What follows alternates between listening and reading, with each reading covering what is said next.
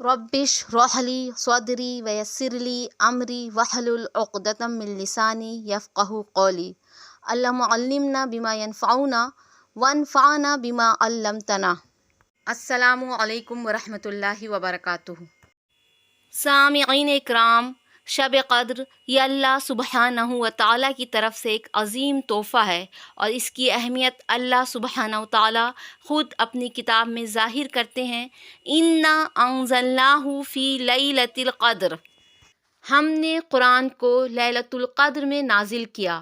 اس کا مطلب یہ ہے کہ پہلی وحی جو نبی اکرم صلی اللہ علیہ وسلم کے پاس غار حرا میں اترنا شروع ہوئی، وہ اسی رات میں اترنا شروع ہوئی تھی۔ اقرأ بسم ربک الذی خلق، آپ پڑھیے اپنے رب کے نام سے جس نے آپ کو پیدا کیا۔ یعنی قرآن کے نزول کا آغاز لیلۃ القدر میں ہوا۔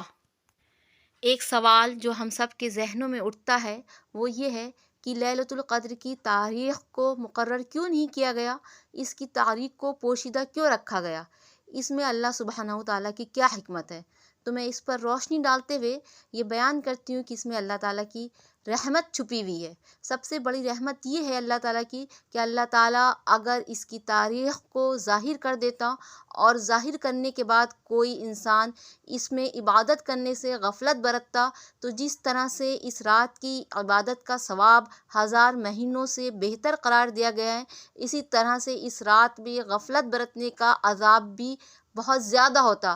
تو اللہ سبحانہ و تعالیٰ اپنے بندوں کو عذاب سے بچانا چاہتے ہیں، لہٰذا اس کی تاریخ کو اللہ سبحانہ و تعالیٰ نے متعین نہیں کیا بلکہ پوشیدہ رکھا، اس کی نشانیاں بیان کی اور یہ کہا کہ اس کو تلاش کرو اور اس کو ڈھونڈو۔ کچھ اہم اور بڑی چیزوں کو اللہ سبحانہ و تعالیٰ نے پوشیدہ رکھا ہے۔ ان اہم چیزوں کو اللہ سبحانہ و تعالیٰ کے علاوہ کوئی نہیں جانتا، جیسے کہ قیامت کی تاریخ کو اللہ سبحانہ و تعالیٰ کے علاوہ کوئی نہیں جانتا۔ اللہ سبحانہ و تعالیٰ نے اس کو پوشیدہ رکھا ہے۔ قیامت آنا یقینی ہے، اس کی نشانیاں ظاہر کی گئی ہیں، لیکن اس کی تاریخ کو کوئی بھی نہیں جانتا، حتیٰ کہ نبی اکرم صلی اللہ علیہ وسلم کو بھی اس کی تاریخ سے باخبر نہیں کیا گیا ہے، اور فرشتے بھی اس کی تاریخ کے بارے میں نہیں جانتے ہیں۔ صرف اللہ سبحانہ و تعالیٰ ہی جانتا ہے کہ قیامت کب آئے گی۔ اس میں اللہ تعالیٰ کی یہ مصلحت ہے تاکہ ہر وقت اپنے ذہنوں کو اس بات کے لیے تیار رکھو کہ ہمیں اللہ سبحانہ و تعالیٰ کے سامنے کھڑا ہونا ہے اور اپنی کارگزاریوں کا اور اپنے عمل کا حساب دینا ہے۔ اس لیے اللہ تعالیٰ نے اس کے وقت کو چھپا رکھا ہے۔ اگر وقت بتا دیتے تو انسان اس میں سستی کرتا اور غفلت برتتا کہ ابھی تو قیامت بہت دور ہے، ابھی گناہ کر لو، بعد میں جب قریب آ جائے گی تب عبادت کریں گے۔ قیامت کے آنے سے پہلے اللہ سبحانہ و تعالیٰ سے اپنے گناہوں کی معافی مانگ لیں گے۔ اب جب انسان کو اور مومنوں کو اس بات کا علم ہی نہیں ہے کہ قیامت کب آئے گی، تو ہر وقت وہ تیار رہتے ہیں کہ ہمیں اللہ سبحانہ و تعالیٰ کے سامنے حساب دینا ہے۔ جیسے کہ صحابہ کرام کا معمول تھا، اگر ذرا بھی تیز آندھی چلتی یا ذرا بھی تیز ہوائیں چلتی تو وہ مسجدوں کی طرف بھاگ جاتے، اور ان کو یہ ڈر اور خدشہ ہوتا کہ شاید قیامت کا وقت قریب آ گیا ہے۔ اسی طرح سے اللہ تعالیٰ نے موت کے وقت کو پوشیدہ رکھا ہے۔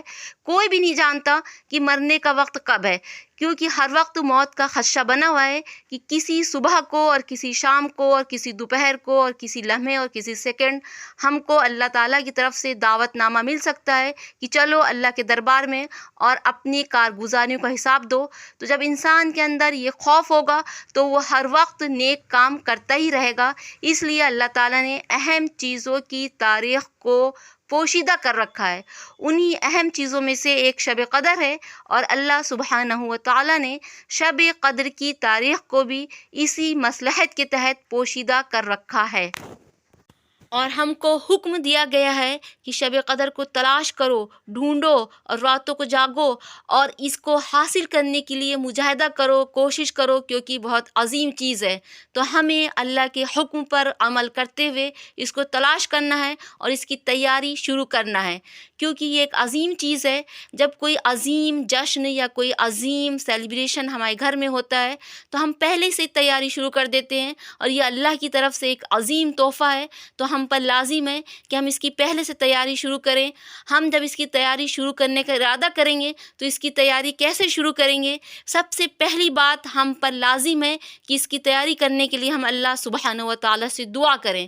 جب یہ ویڈیو آپ تک پہنچ رہی ہو اور آپ کے کانوں میں یہ آواز پڑے تو آپ تبھی سے دعا کرنا شروع کر دیجئے کہ اللہ سبحانہ و تعالیٰ کہ ہمیں شب قدر جیسی نعمت حاصل ہو جائے، اے اللہ ہمیں شب قدر میسر ہو جائے۔ جب ہم دعا کریں گے اور اللہ سے گڑ گڑا کر مانگیں گے تو اللہ تعالیٰ ہمیں شب قدر ضرور میسر کرے گا۔ اور جب ہمیں شب قدر میسر ہو جائے تو اب ہمیں یہ غور کرنا ہے کہ ہم اس میں کس طرح سے عبادت کریں اور کیا عبادت کریں اور کون سی دعائیں پڑھیں اور کون سی صورتیں پڑھیں اور کس طرح کی دعائیں اللہ سبحانہ و تعالیٰ سے مانگیں۔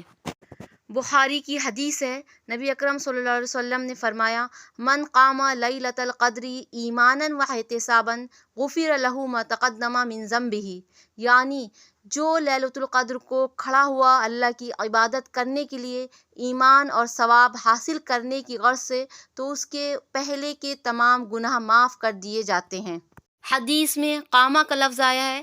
قامہ کا مطلب یہ ہے کہ اللہ سبحانہ و تعالیٰ کے سامنے نماز میں کھڑے ہونا اور نماز میں کھڑے ہو کر قرآن کی قرأت کرنا۔ اب ہم قرأت کس طرح سے کریں گے؟ قرأت اسی طرح سے کریں گے جیسے کہ نبی اکرم صلی اللہ علیہ وسلم کیا کرتے تھے۔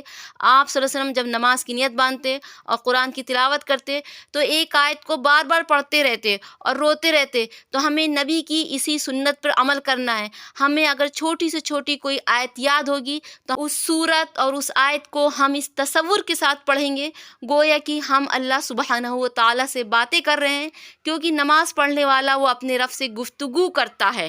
اور اگر سجدے میں گئے اور سجدے کی تسبیحات پڑھی تو سجدے کی تسبیحات کو بار بار پڑھیں گے، بار بار اللہ سبحانہ و تعالیٰ کی پاکی بیان کریں گے، کیونکہ یہ نبی کی سنت ہے۔ نبی اکرم صلی اللہ علیہ وسلم سجدے میں دعا کرتے وہ تکرار کے ساتھ پڑھتے اور بار بار پڑھتے۔ تو ہمیں نبی کی سنت پر عمل کرتے ہوئے کسی بھی دعا کو اور کسی بھی آیت کو پڑھنا ہے تو اس کو بار بار پڑھنا ہے اور تکرار کے ساتھ پڑھنا ہے۔ ہر دعا کے مطلب کو سمجھ کر پڑھنا ہے تاکہ ہمارے ذہنوں کو یہ احساس ہو کہ ہم اللہ سبحانہ و تعالیٰ سے کیا مانگ رہے ہیں۔ جب ہم ذہنوں کے احساس کے ساتھ اور دل کی گہرائی کے ساتھ اللہ سبحانہ و تعالیٰ سے مانگیں گے تو اللہ تعالیٰ ہمیں ضرور عنایت کرے گا۔